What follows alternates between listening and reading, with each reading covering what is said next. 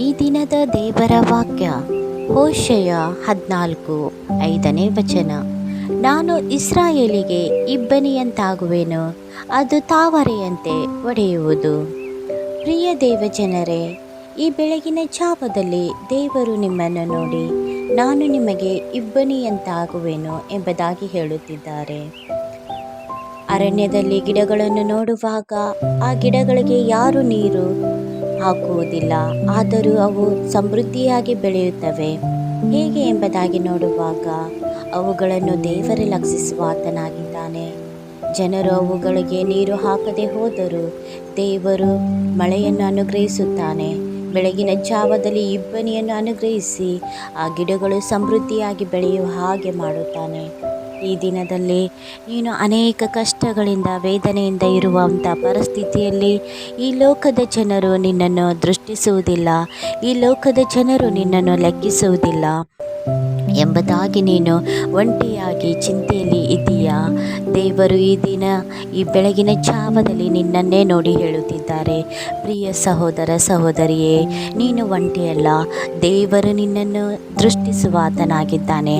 ಆತನು ನಿನಗೆ ಇಬ್ಬನಿಯಾಗಿದ್ದುಕೊಂಡು ನಿನ್ನ ಜೀವಿತದಲ್ಲಿ ನಿನಗೆ ಅಭಿವೃದ್ಧಿಯನ್ನು ಉಂಟು ಮಾಡುವ ಆತನಾಗಿದ್ದಾನೆ. ಮತ್ತು ಆತನು ನಿಮಗೆ ಹೇಳುತ್ತಿದ್ದಾರೆ, ತಾವರೆ ಹೂವನ್ನು ನೋಡಿ, ಆ ಗಿಡವು ಕೆಸರಿನಲ್ಲಿ ಇದ್ದಾಗಲೂ ಅದು ಹೂವಾಗಿ, ಅದು ಏಕಾಂತವಾಗಿ ಎಷ್ಟು ಎಲ್ಲರನ್ನು ಆಕರ್ಷಿತಗೊಳಿಸುವಂಥದ್ದಾಗಿದೆ. ಅಂಥ ಒಳ್ಳೆ ತಾವರೆ ಹೂವನ್ನಾಗಿ ದೇವರು ನಿನ್ನನ್ನು ಮಾಡಲು ಬಯಸುತ್ತಿದ್ದಾರೆ. ನೀನು ಈ ಲೋಕದ ಎಷ್ಟೇ ಕೆಸರೆಂಬ ಪಾಪದಲ್ಲಿ ಇದ್ದಾಗಲೂ ದೇವರು ನಿನ್ನನ್ನು ರಕ್ಷಿಸಲು ಸಾಧ್ಯ. ಆದ್ದರಿಂದ ಪ್ರಿಯರೇ, ಈ ಲೋಕದಲ್ಲಿ ಅನೇಕ ಪಾಪಗಳನ್ನು ನೀನು ಮಾಡಿ ದೇವರಿಂದ ದೂರ ಹೋಗಿರಬಹುದು. ದೇವರಿಗೆ ಕಡು ಕೆಂಪಾಗಿರುವಂಥ ಪಾಪಗಳು ನನ್ನ ದೇವರು ಕ್ಷಮಿಸಲು ಸಾಧ್ಯವಿಲ್ಲ ಎಂಬುದಾಗಿ ನೀನು ಯೋಚನೆ ಮಾಡುತ್ತಿರಬಹುದು. ಈವರೆಗೂ ನೀನು ಮಾಡಿರುವಂಥ ಎಲ್ಲ ಪಾಪಗಳನ್ನು ದೇವರ ಮುಂದೆ ಒಪ್ಪಿಕೋ. ನೀನು ಇಷ್ಟು ದಿನ ಪಾಪದಿಂದ ದೇವರಿಂದ ದೂರವಾಗಿ ಜೀವಿಸುತ್ತಾ ಇದ್ದೀಯಾ? ಆ ಪಾಪಗಳನ್ನು ಈ ಕ್ಷಣದಲ್ಲಿ ಒಂದನ್ನು ಬಿಡದೆ ಪ್ರತಿಯೊಂದೊಂದು ಪಾಪಗಳನ್ನು ದೇವರ ಮುಂದೆ ಒಪ್ಪಿಕೋ. ಯಾವ ರೀತಿ ಕೆಸರಿನಲ್ಲಿ ಆ ತಾವರೆ ಇದ್ದರೂ ಅದು ಆ ಕೆಸರನ್ನು ಸ್ವಲ್ಪವಾದರೂ ತನ್ನ ಮೈಗೆ ಅಂಟಿಸಿಕೊಳ್ಳದೆ ಅದು ಪರಿಶುದ್ಧವಾಗಿ ಕಂಗೊಳಿಸುತ್ತದೋ, ಅದೇ ರೀತಿಯಲ್ಲಿ ನೀನು ಈ ಲೋಕದಲ್ಲಿ ಜೀವಿಸುವಾಗ ಅನೇಕ ನಿನ್ನ ಆಶೆಗಳು, ಅನೇಕ ಆಕರ್ಷಣೆಗಳು ನಿನಗೆ ಪಾಪದಲ್ಲಿ ತೊಡಗಿಸುವಂಥದ್ದಾಗಿದೆ. ಆದರೆ ನೀನು ಅವೆಲ್ಲವುಗಳಿಂದಲೂ ಬೇರ್ಪಟ್ಟು ನೀನು ಪರಿಶುದ್ಧ ಜೀವಿತವನ್ನು ಜೀವಿಸುವುದು ದೇವರು ಬಯಸುತ್ತಾ ಇದ್ದಾರೆ. ಪ್ರಿಯರೇ, ಇಷ್ಟು ವರ್ಷ ನೀವು ನಿಮ್ಮ ಚಿತ್ತದಂತೆ, ಅಂದರೆ ನಿಮ್ಮ ಇಷ್ಟದಂತೆ ಜೀವಿಸಿರಬಹುದು. ಇನ್ನು ಮೇಲೆ ಆದರೂ ಆ ಪಾಪದ ಜೀವಿತದಿಂದ ದೇವರ ಕಡೆಗೆ ತಿರುಗಿಕೊಳ್ಳಿ. ದೇವರು ನಿಮ್ಮನ್ನು ಅಂದವಾದ ತಾವರೆಯ ರೀತಿಯಲ್ಲಿ ಆತನು ನೋಡಲು ಬಯಸುತ್ತಿದ್ದಾನೆ. ಈ ಲೋಕದ ಕೆಸರೆಂಬ ಪಾಪದಲ್ಲಿ ನಿಮ್ಮ ಸುತ್ತಲೂ ಇದ್ದಾಗಲೂ, ಆ ಪಾಪವು ನಿಮ್ಮ ಸುತ್ತಲೂ ಇರುವಾಗಲೂ ನೀವು ಪರಿಶುದ್ಧ ಜೀವಿತ ಜೀವಿಸುವುದೇ ದೇವರಿಗೆ ಇಷ್ಟವಾಗಿದೆ. ದೇವರು ನಿಮ್ಮನ್ನು ಅನೇಕರಿಗೆ ಆಶೀರ್ವಾದವಾಗಿ ಇಡಲು ಬಯಸುತ್ತಿದ್ದಾನೆ. ಆ ಆಶೀರ್ವಾದವು ನೀವು ಹೊಂದಿಕೊಂಡು ನೀವು ದೇವರಲ್ಲಿ ಬೆಳೆಯಬೇಕೆಂಬುದಾಗಿ ದೇವರು ಇಷ್ಟಪಡುತ್ತಿದ್ದಾರೆ. ಹೌದು, ಈ ಲೋಕವು ನಶ್ವರ. ಈ ಲೋಕದಲ್ಲಿರುವಂಥ ಎಲ್ಲ ಆಕರ್ಷಣೆಗಳು, ಪ್ರೀತಿ ಅವು ವ್ಯರ್ಥ. ದೇವರ ಪ್ರೀತಿಯನ್ನು ನೀವು ಅರಿತುಕೊಳ್ಳಿ. ದೇವರ ಸ್ವರವನ್ನು ಕೇಳಿ. ದೇವರು ನಿಮ್ಮನ್ನು ಪ್ರೀತಿಸುತ್ತಿದ್ದಾನೆ. ಮಗನೇ, ಮಗಳೇ, ನನ್ನ ಹತ್ತಿರ ಬನ್ನಿ. ನಾನು ನಿಮ್ಮನ್ನು ಅನೇಕರಿಗೆ ಆಶೀರ್ವಾದವಾಗಿ ಮಾಡಲು ಬಯಸುತ್ತಿದ್ದೇನೆ.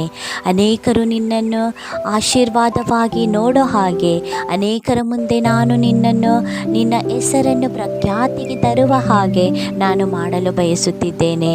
ನೀನು ನನ್ನ ಸ್ವರವನ್ನು ಕೇಳುತ್ತಿದ್ದೀಯಾ? ನಿನ್ನ ಪಾಪವನ್ನು ನೀನು ಒಪ್ಪಿಕೊಂಡು ನಿನ್ನ ಪಾಪದಿಂದ ನೀನು ತಿರುಗಿಕೊಂಡು ನನ್ನ ಬಳಿಗೆ ಬರುವಿಯಾ ಎಂಬುದಾಗಿ ದೇವರು ಕೇಳುತ್ತಿದ್ದಾನೆ.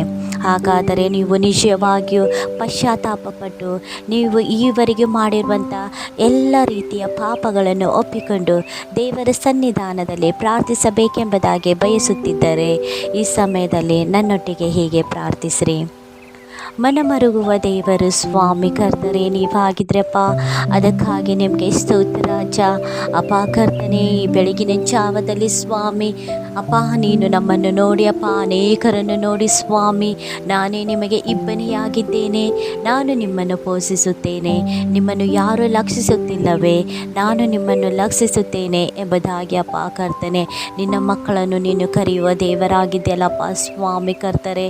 ಅಪ್ಪ ನಾನು ಏಕಾಂಗಿಯಾಗಿದ್ದೇನೆ, ನನ್ನ ಕಷ್ಟಗಳು ಯಾರಿಗೂ ಅರ್ಥವಾಗುತ್ತಿಲ್ಲ.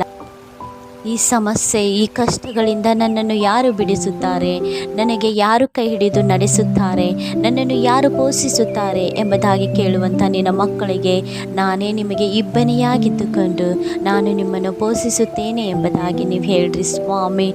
ಅಪ್ಪ ಕರ್ತನೆ, ಮಾತ್ರವಲ್ಲದೆ ಅಪ್ಪ ಪಶ್ಚಾತ್ತಾಪದಿಂದ ತಮ್ಮ ಪಾಪಗಳನ್ನು ಬಿಟ್ಟು ಬಿಟ್ಟು ಸ್ವಾಮಿ ಇನ್ನು ಮುಂದೆ ಅಪ್ಪ ಪರಿಶುದ್ಧ ಜೀವಿತವನ್ನು ಜೀವಿಸ ಬಯಸುವಂಥ ನಿನ್ನ ಮಕ್ಕಳಿಗೆ ರಾಜ ನೀವು ತಾನೇ ಅಪ್ಪ ಬಲ ಕೊಡು ಸ್ವಾಮಿ ಕರ್ತನೆ.